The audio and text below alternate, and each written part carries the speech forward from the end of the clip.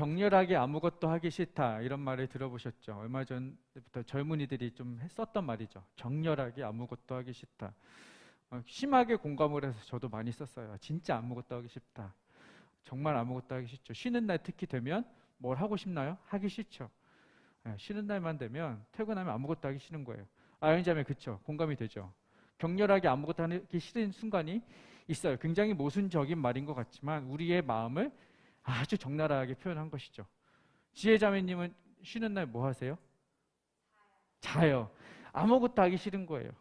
그러니까 우리가 이 말은 우리가 조금 힘들고 지칠 때 혹은 더 나아가서 의욕이 상실되거나 좀 어려움이 있을 때 아무것도 하기 싫다, 아무 생각도 하기 싫다, 뭐 이런 표현인 것이죠. 이것은 비단 우리 생활에서뿐만이 아니라 우리 신앙생활에도 이러한 주기가 찾아와요. 무언가 열심히 신앙생활을 하기도 하는데 가끔 어느 순간에는 격렬하게 아무것도 하기 싫은 순간이 와요. 격렬하게 예배하기도 싫고 정말 기도하기도 싫고 정말 말씀 보기도 싫고 뭐 하라고 하면 정말 하기가 싫은 신앙의 슬럼프가 찾아오는 것이죠. 특히나 이것은 그냥 가만히 있을 때 그렇기도 하지만 무언가 좀 시험거리나 방해거리나 마음에 걸리는 것이나 마음에 들지 않는 것들 뭐 이런 순간에 그 상황들이 찾아오면 그렇죠? 찾아오면 딱 걸리는 거죠. 그래서 하기 싫어 이런 게 되는 거예요. 그러니까 이런 열심히 사라지는 것에 대해서 우리가 지난주부터 이야기를 했는데 열심히 사라지는 이유는 여러 가지가 있죠. 지난주 대마의 경우에는 대마는 미지근한 열심에 대해서 이야기 나눴어요. 근데 왜 미지근해졌어요? 세상을 따라간 거예요. 세상에 보이는 것을 따라가다 보니 세상은 이렇게 좋은데 신앙생활하면 이렇게 왜 더 화려한 삶을 살지 못할까 하는 상반된 대조된 모습 속에서 세상에 따라간 것이고, 또 다른 신앙의 열심을 잃게 되는 또 다른 이유는 뭐냐? 말씀드렸던 방해거리예요. 방해거리가 찾아오고 장애물이 찾아오고 시험거리가 찾아오고 사단의 공격이 찾아오면 이것 때문에 넘어져서 열심을 잃게 되는 것이죠. 전자의 대마의 경우에는 어쩌면 조금 더 스스로 자의적이고 적극적이고 능동적인 열심을 잃은 모습이었다면, 후자 제가 오늘 나누고 싶은 이 경우는 나의 의지와는 상관없이 주변의 어떠함으로 인해서 찾아오게 되는 열심을 상실하는 경우를 오늘 이야기하고 싶은 거예요. 오늘 이처럼 무언가 주변에서 다가오는 어려움으로 인해서 내가 신앙의 열심을 잃을 때 어떻게 해야 되는가, 그 말씀을 오늘 히스기야의 모습 속에서 그 답을 찾아보기를 원하는 거예요. 히스기야 왕이 열심히 있었던 왕인데 그가 바로 이러한 상황이에요. 그에게 다가오는 어떤 문제들로 인해서 열심을 잃었던 순간이 있었고 또 그 열심을 극복해낸 사람이에요. 히스기야는 어떤 사람이냐? 25살의 왕위에 올랐어요. 지금 25살이신 분들? 26살이신 분들? 왕이 되실 상인가? 히스기야는 이때 이미 왕이 됐어요. 그리고 29년 동안 왕위에 올랐어요. 훌륭한 왕이죠. 29년이나 왕위에 있었으니 뭐 사람들에게 인정받고 칭찬받고 할 것은 다 했던 훌륭한 왕으로 실제 유다 역사에도 남겨져 있는 왕이에요. 18장을 보시면요, 열왕기하 18장 3절부터 5절을 보면 이렇게 기록이 되어 있어요. 히스기야가 그의 조상 다윗의 모든 행위와 같이 여호와께서 보시기에 어떻게 행하였다? 정직하게 행하였다는 거예요. 칭찬받는 왕이죠. 와, 훌륭한 왕이에요. 선왕이에요. 그리고 그가 했던 행적들을 보니까 4절에 그가 여러 산당들을 제거하며 주상을 깨트리며 아세라 목상을 찍으며 모세가 만들었던 놋뱀을 이스라엘 자손이 이때까지 향하여 분향함으로 그것을 부수고, 여러분 이 히스기야 왕이 했던 일은요, 우상 타파, 이단 숙청 뭐 이런 일들을 했던 것이죠. 하나님 보시기에 정직하게 행하였던 왕이에요. 자, 그러면 히스기야 이 왕에게 부족한 점이, 약한 점이 뭐가 있을까? 없어요. 지금까지 봐서는 훌륭한 왕이었고 칭찬받는 왕이었고 그의 삶도 사역도 훌륭했어요. 지적할 만한 게 없어요. 그러면 이런 삶을 살았다면 여러분, 하나님이 이 히스기야 왕에게 보여주셔야 될 답은 뭐예요? 건강하고 나라 잘 되고 부국강성하고, 그렇죠? 가정이 평안하고 사업 잘 되고 대학 진학하고 결혼 막 빨리 하고 40살까지 안 가고 이, 이, 이, 아이고, 이래야 되지 않겠어요? 그렇잖아요. 이렇게 하나님 보시기에 정직한 삶을 살았으면 우리가 기대하는 건 그러잖아요. 그렇죠? 하나님이 그에 응당한, 그에 합당한 보상 정도 해주시면 좋겠는데 과연 히스기야에게 그런 합당한 하나님의 보상이 있었는가? 아니라는 거죠. 히스기야 왕에게 닥친 어려움이 있어요. 산헤립이라는 이 다른 나라 이방 족속에 공격이 찾아오는 거죠.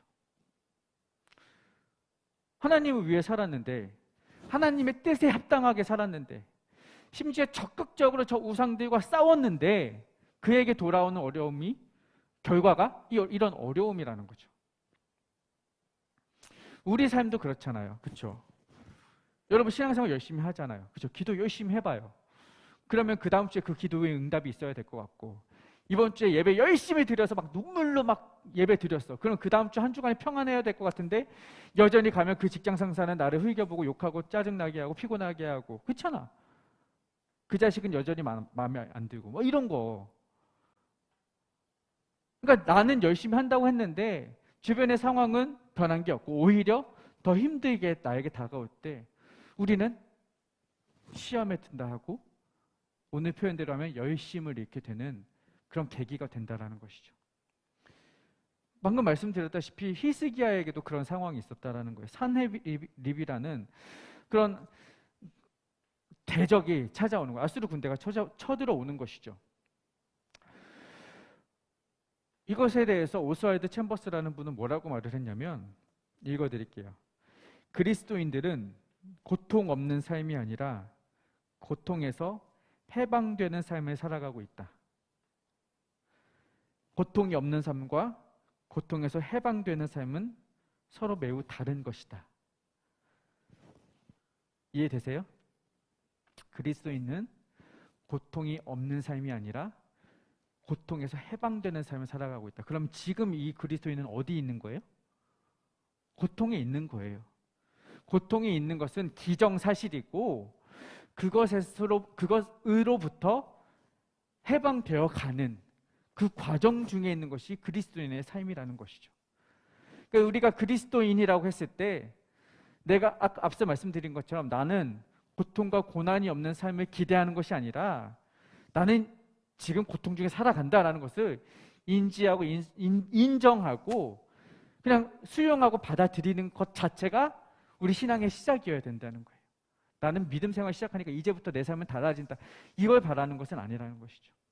히스기야가 그랬다고요. 히스기야가. 그러니까 18장 13절에 보니까 히스기야 왕 제14년에 아수르 왕 산헤립이 올라와서 유다 모든 견고한 성읍들을 쳐서 점령하매. 보이세요? 18장 13절. 아수르가 쳐들어왔다고요. 이 산헤립 왕이 쳐들어왔다고요. 이 북이스라엘을 멸망시킨, 자, 히스기야 왕은 남유다 왕이에요. 아수르가 북이스라엘을 멸망시켰어요. 그 북이스라엘을 멸망시킨 그 강한 왕, 그 군대가 와서는 여기 멸망시키고 이제 남쪽까지 쳐들어오는 상황이 지금 펼쳐진 것이죠. 이때 히스기야로서는 최대한 자신이 할 수 있는 일을 해요. 18장 15절 16절 보니까 히스기야가 이에 여호와의 성전과 왕궁 곳간에 있는 은을 다 주었고, 또 그때 유다 왕 히스기야가 여호와의 성전 문의 금과 자기가 모든 기둥에 입힌 금을 벗겨 모두 아수르 왕에게 주었더라. 은과 금을 다 준 것이죠. 성전과 왕궁에 발라두었던 금들 다 금박들 다 떼어가지고 아수르 왕 산헤립에게 준 거예요. 왜? 우리 건드리지 말아달라. 우리나라 지켜달라. 조공을 바치는 거죠. 자,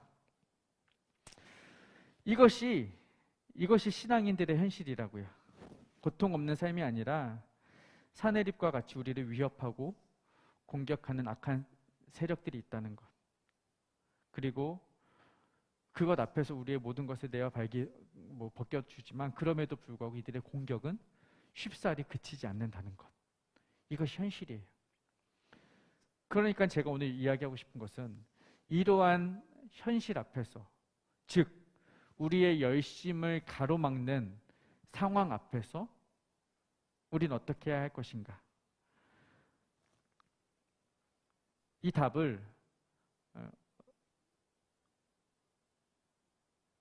어떤 누군가가 어떤 책에 어떤 길에서 어디서 들었는지 모르겠지만 여러분들도 들어보셨을 만한 그 한 문장, 한 구절에서 그 답을 찾았어요. 이런 말이 있죠. 모든 것이 내게 달린 것처럼 일하고 모든 것이 하나님께 달린 것처럼 기도해라. 누가 한 말이에요? 모르겠는데 한 번쯤 들어보셨을 것 같아요. 모든 것이 내게 달린 것처럼 일하고 모든 것이 하나님께 달린 것처럼 기도하라. 우리가 열심을 잃어갈 때 그 해결 방법이 이거라고 보았어요. 모든 것이 내게 달린 것처럼 열심히 일하고 모든 것이 내게 달린 것처럼 하나님께 달린 것처럼 열심히 기도하라. 히스기야의 삶이 그랬어요. 히스기야가 이 상황을 극복할 때 어떻게 했느냐? 모든 것이 히스기야 자신에게 달린 것처럼 열심히 일했고요. 모든 것이 하나님께 달린 것처럼 열심히 기도했던 사람이 히스기야예요. 그럼 첫 번째 어떻게 해야 돼요? 모든 것이 내게 달린 것처럼 뭐 하라고요? 열심히 일하라고요. 자신의 최선을 다하라는 거예요. 내 열심을 다하라는 거예요. 내 열심. 내 열심. 열심이란 단어가요. 질이라는 단어예요. G, E, A, L. 이해되셨어요? 열심이란 단어인데 이 단어가 신약 성경에 비슷한 단어가 나오는데 셀롯 땅이라고 들어보셨어요? 셀롯 땅? 열심당이라고 하는 들어보셨어요? 셀롯이란 단어가 이 G-E-A-L-O-T예요. 셀롯. 그것을 우리는 열심당원이라고 하죠. 그들은 뭐예요? 이 자신들의 복음을, 자신들이 지키고 있는 신앙을 어떻게든 지키기 위해 가슴에 칼을 품고 다니던 열심당원들이었어요. 근데 그 열심당원을 셀롯 땅이라고 하는데 원어로 그 셀롯이라는 단어가 이 질, 이 열심에서 왔다는 것이죠. 그럼 이 단어가 영어로 비슷한 표현이 있어요.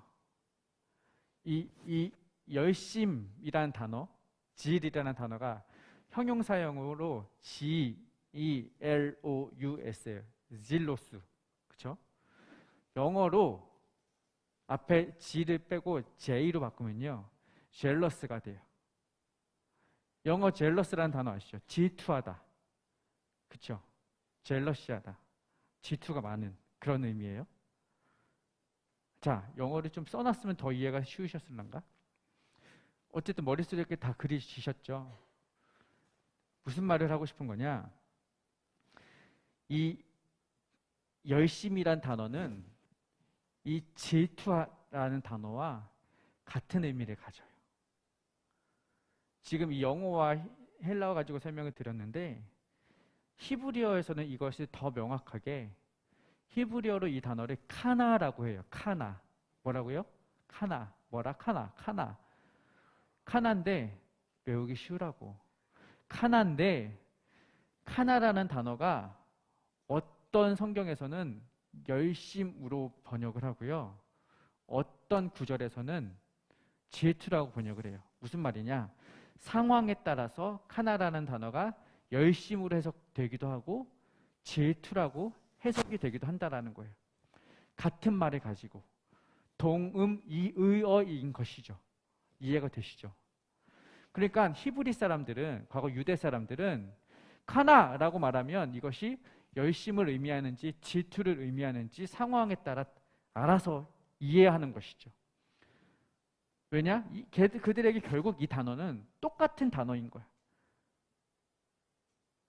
그것을 보여주는 그 성경 배경 그 사건이 민수기 25장에 나와요. 민수기 25장에 보면 아론의 손자 비느하스가 나와요. 아론의 손자 비느하스. 이 사람이 신앙이 뜨거운 사람이었는데 이 사람이 뭘 받느냐? 자신의 동족, 유대인 친구가 이방 여인과 동침하는 장면을 본 거예요. 불가능한 일이죠. 그래서는 안 되는 일이죠. 하나님의 택함받은 아들이 이방 여인과 동침, 같이 성관계를 갖는 것은 옳지 않은 거예요. 그건 죄죠, 죄. 그래서 둘이 관계하고 있는 이 자리에 가서 비느하스가 창으로 꿰어서 둘 사이를 꿰어서 창으로 한꺼번에 찔러 죽여버리는 일이 생깁니다. 그것을 가리켜서 성경은 뭐라고 하냐면 비느하스가 하나님의 질투심으로 질투했다라고 성경은 번역해요. 비느하스가 하나님의 질투심으로 질투했다. 이것을 우리가 방금 했던 말대로 바꿔 말하자면, 이 질투라는 말을 열심으로 하나로 바꿔내자면 비느하스는 하나님의 질투심으로 열심을 내었다라는 거예요. 질투하고 끝난 게 아니라 내가 이 하나님을 향한 사랑, 이 하나님의 말씀과 하나님에 대한 신앙과 하나님에 대한 그 거룩함을 지키고자 하는 그 마음, 그 질투심을 참을 수가 없어서 열심을 내요. 그 상황을, 그런 사건을 일으킨 것이죠. 비느하스에게는 이 하나님의 마음, 음란한 것을 싫어하는 마음, 거룩을 훼손하는 것에 대한 안타까운 마음, 그런 마음이 있었던 것이죠. 그리고 그 일을 해결하기 위해 나섰고 스스로 단행했고, 이것이 열심이었던 거죠. 이것이 열심. 포인트는 뭐냐? 우리가 이 하나님에 대한 열심, 즉 하나님이 우리에게 주신 그 사랑과 그 은혜와 그 신실하심에 대한 그 감사와 우리 편에서의 사랑을 담은 그 열심이 있는가? 그래서 그것들이 훼손될 때 그것이 훼손되지 않게 하려는 그 어떤 다른 것에 대한 질투하는 마음, 그것들이 우리에게 있는가? 그것이 우리가 지금 점검하고 체크해 보아야 될 것이라는 거예요. 이 모든 것이 내게 달려있는 것처럼 누가 대신 싸워주지 않는다는 것이죠. 누가 대신 질투해주지 않고 누가 나의 질투심에 대해서 대신 열심을 내어주지 않는다는 거예요. 그 일은 내가 질투해야 할 일이고 내가 열심을 내어야 할 일인 거예요. 자, 우리의 신앙을 방해하는 방해 세력들이 온다고 했어요. 누가 싸워야 돼요? 누가 열심을 내야 돼요? 내가 해야 된다는 거죠. 내가 열심을. 적극적으로, 능동적으로 그 문제에 대처하라는 거예요. 그러니까 히스기야 이야기로 돌아오면 히스기야에게도 그런 열심이 있었다는 거죠. 히스기야 앞서 읽었지만 아세라의 목상을 찍고 산당을 불지르고, 뭐예요? 하나님에 대한 질투심이에요. 하나님만 사랑해야 되는데 다른 것을 사랑하는 것에 대한 그 질투심인 거죠. 그래서는 안 된다는 거예요. 그 질투심으로 그의 열심을 낸 것이죠. 그래서 그 우상들을 깨어 부순 것입니다.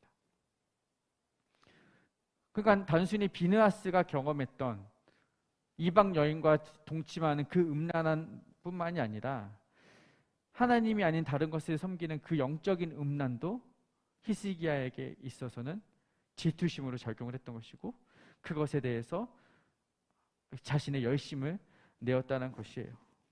심지어 뭐까지 부셔버렸어요? 노뱀. 노뱀이 뭐예요? 출애굽할 때, 그쵸? 이스라엘 백성들이 불뱀에게 물렸을 때 모세가 말하죠. 하나님이 명령하시죠. 모세에게 노뱀을 세우고 그것을 보기만 하면 나을 것이다. 구원의 상징이에요. 노뱀은 구원의 상징이에요. 그런데 문제는 뭐예요?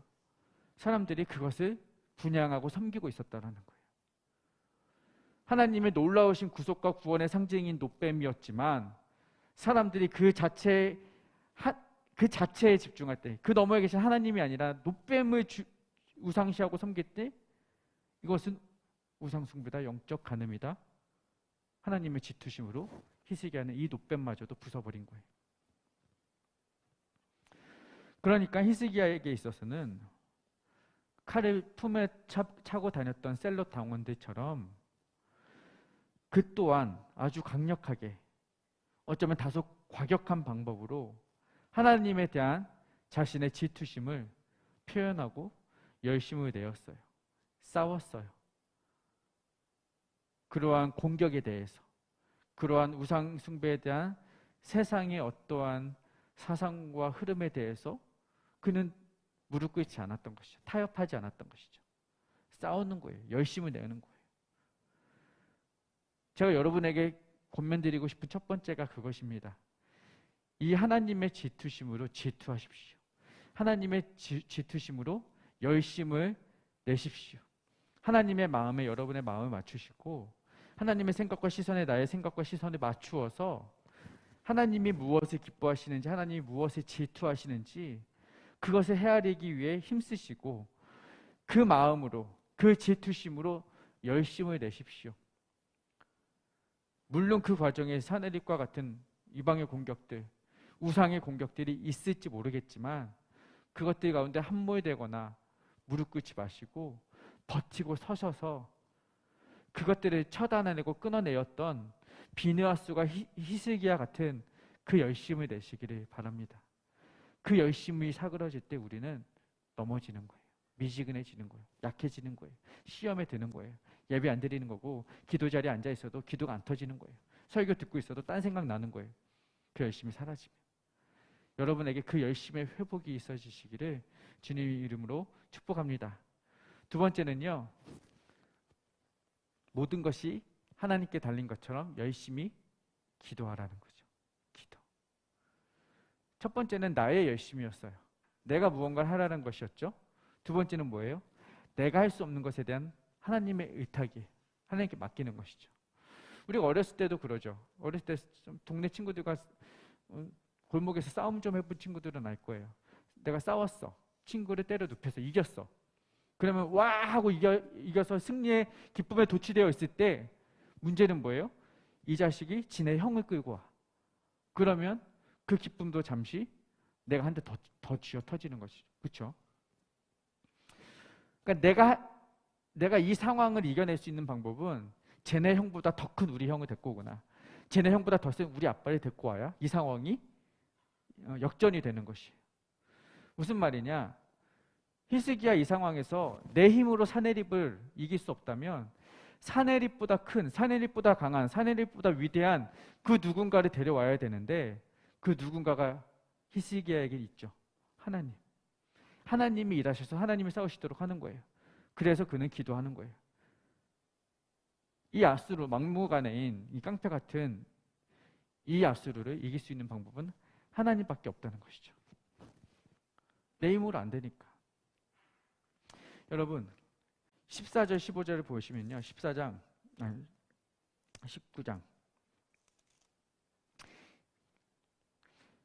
14절 15절 히스기야가 사자의 손에서 편지를 받아보고 여호와의 성전에 올라가서 히스기야가 그 편지를 여호와 앞에 펴놓고 그 앞에서 히스기야가 뭐 했어요? 기도하여 이르되. 그는요 이 문제 앞에서 하나님께 기도하는 거예요. 왜냐? 기도하면 하나님이 일하시기 때문에. 내가 일하면 일할 뿐이지만 내가 기도하면 하나님이 일하신다. 이 말도 많이 들어보셨어요. 내가 기도할 때 하나님이 일하신다는 것을 그는 믿었던 거예요. 성경이 말을 해요. 요한복음 14장 보시면 너희가 내 이름으로 무엇이든지 구하면 내가 그것을 들어주신다고 약속을 하신 거예요. 기도하면 하나님이 행하실 것을, 하나님이 일하실 것을 그는 믿는 거예요. 물론 우리도 우리의 열심을 내죠. 앞서 말씀드린 것처럼 모든 것이 내게 있는 것처럼 열심을 내어 일을 하지만 그 내 열심이 작동하지 않을 때 한계를 느낄 때 우리가 그 일을 이겨낼 수 있는 유일한 해결책이 하나 있다면 하나님이 일하신다는 거예요. 우리의 지혜가 그분의 미련함보다 못하기 때문에, 우리의 강함이 그분의 약함보다도 못하기 때문에 우리는 그분께 의탁하는 거예요. 전능하신 하나님, 위대하신 하나님, 창조주의 하나님, 구원의 하나님, 만물의 주관자 하나님, 그분이 우리의 모든 것을 들으시기 때문에 우리는 기도하는 거예요. 그리고 우리가 그 기도할 때 하나님의 계획은 그 기도에 협력하는 거예요. 무슨 말이냐? 우리가 이렇게 기도하죠. 우리가 하나님의 뜻에 맞게 기도해야 돼요. 그렇죠? 맞죠? 분명해요. 우리가 하나님의 뜻에 맞도록 기도해야 되는 것은 분명하지만 여러분, 하나님의 뜻을 모를 때가 있잖아요. 이것이 하나님의 뜻인지 내 뜻인지 저 사람의 뜻인지 우리 아빠의 뜻인지 헷갈릴 때가 있잖아요. 그렇죠? 우리가 하나님의 뜻을 다 알고 기도하면 여기 앉아서 이러고 있겠어요? 내가 하나님이지? 그럴 수가 없다는 거예요. 그러면 어떻게 기도해야 돼요? 내 뜻대로 기도하세요. 여러분 뜻대로 기도하시라고요. 여러분이 원하는 대로 기도하시라고요. 그리고 그 기도를 들으신 하나님께서 유진이의 뜻이, 유진이가 뜻대로 기도한 뜻이 내 뜻과 하나님 뜻과 맞겠다 싶으시면 하나님이 들어주시는 것이고, 얘의 기도가 내 뜻과 맞지 않겠다 싶으면 하나님이 들으시겠어요? 노 하시겠죠. 우리 예스 노. 왜 그 아시잖아요. 기다려라 혹은 아니다라고 답을 주시겠죠. 그러니까 우리가 할 수 있는 건 일단 우리의 뜻이, 우리의 상황이, 우리의 필요를 올려드리면 하나님이 그의 적절한 답을 주실 것이라고요.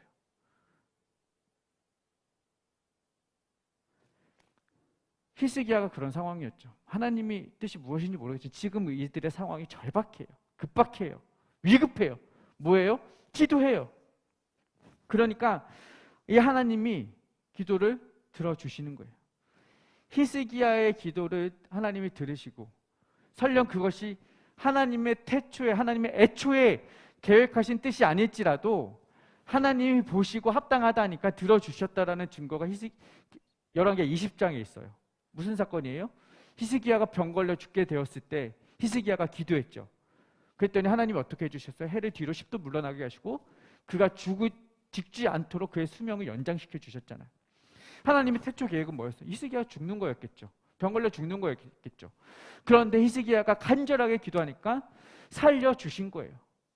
심지어 해를 멈추게 해주셔서 역사를 바꾸신 거예요. 자, 오늘 본문에서도 그러한 역사가 나타나는 것이 20절 보면 19장 20절에 보니까 아모스의 아들 이사야가 히스기야에게 보내 이르되 이스라엘 하나님 여호와의 말씀이 내가 아수르 왕 사네립 때문에 내게 기도하는 것을 내가 들었노라 하셨노라. 하나님께서 히스기야의 기도를 듣고 응답해 주시는 거예요. 하나님이 일하신 것이죠.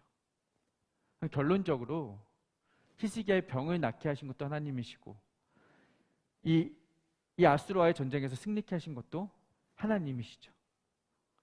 하나님의 열심히. 그래서 오늘 본문 31절에 보면 뭐라고 되어 있어요? 여호와의 열심히 이 일을 이루리라. 결국 이 모든 것을 이루신 것은 여호와의 열심이에요. 하나님께서 이 일을 이루신 거예요. 그런데 하나님이 이 열심을 내시도록 작동한 원인 제공은 히스기야가 한 거죠. 히스기야가 열심으로 기도했기 때문에 하나님이 그 기도를 들어주셨다라는 거예요. 정리해 봅시다. 여러분의 열심이 어떠하신가? 내가 정말 이 모든 상황이 나에게 달려있는 것처럼 열심으로 일하고 있는가? 점검해 보시기 바랍니다. 내가 할 수 있는 최선의 열심을 다하고 있는지, 우리 가정의 안녕과 화목과 안정과 화평을 위해 내가 정말로 최선을 다하고 있는가? 내가 속해 있는 직장에서 혹은 사업장에서 최선을 다해서 일을 하며 그리스도의 편지로서, 복의 통로로서 이 직장 가운데, 이 사업장 가운데 이 직원들과 나의 함께하는 코워커, 동료들과 이 화평을 이루기 위해 나는 최선을 다하고 있는가? 내 개인의 신앙의 삶은 어떠한가? 나는 하나님 앞에서 이 신앙을 지키기 위해서 최선을 다하여 기도하고 열심을 다하여 말씀 묵상하고 예배의 자리를 지키기 위해 내 모든 것을 우선순위로 삼고 있는가? 이 열심의 온도를 측정해 보시라는 거예요. 여러분의 지금의 열심의 온도를. 교회에서 어떻습니까? 교회에서 여러분이 맡겨진 사명과 여러분이 해야 될 일들을 위해 열심을 다하고 계신가요? 공동체는 그래요. 같이 열심을 내야지. 8명, 9명이 열심히 내고 있는데 한두 명이 열심히 내지 않고 있으면 그 공동체 간의 균형이 깨어져요. 힘든 거예요. 지친 거예요. 모두가 함께 열심히 내야 함께 세워져가는 아름다운 공동체가 되는 것입니다. 여러분에게 권면합니다. 누구보다 열심히, 정말 질투하는 마음으로 내가 더 열심히 해야지. 사랑하고 질투하면 그거 있잖아요. 더 해야지. 뭔가 집착하는 정도로 그런 거. 내가 하나님의 이 일을 위해서 더 열심히 해야지. 라는 그 영적인 질투심이 여러분 안에 일어나시기를 축복하고요. 두 번째, 기도하십시오. 열심히. 우리의 열심만으로는 안 되기 때문에 하나님의 열심을 구하는 거예요. 하나님의 일하심을 구하는 거예요. 우리는요, 하나님이 함께 하시지 않으면 우리는 아무것도 아니에요. 그런데요, 하나님이 함께 하시면 우리는 정말 위대하고 존귀한 존재가 되는 거예요. 하나님이 함께 하시기 때문에. 그러니까 여러분의 삶이 어떤 삶인지를 한번 보시라고요. 좋은 것을 가지고도, 좋은 환경과 좋은 조건과 좋은 스펙과 좋은 외모와 좋은 경제력을 가지고도 내 삶에 하나님이 없어서 아무것도 아닌 삶을 살고 계신 건 아닌지, 혹은 내가 별로 가진 것은 없어도 하나님이 내 안에 있기 때문에 행복하고 복된 삶을 누리고 계시는지, 저는 여러분 후자의 삶이 되셨으면 좋겠어요. 모든 것을 다 가지고도 하나님이 없어서 패망한 삶이 아니라 아무것도 없어도 하나님만으로 인하여 행복하고 복된 삶을 누리시는 그 여호와의 열심이 여러분의 삶에 크게 작용되는 그 복을 누리시기를 바랍니다. 오늘 말씀 꼭 기억하십시다. 우리 삶이, 신앙이 쉽게 지치고 힘들고 어렵고 낭망될 수가 있지만 열심을 냅시다. 여러분의 열심을 내시고 또 하나님의 열심을 구하며 열심히 기도하시는 저 여러분 되시기를 축복합니다. 함께 말씀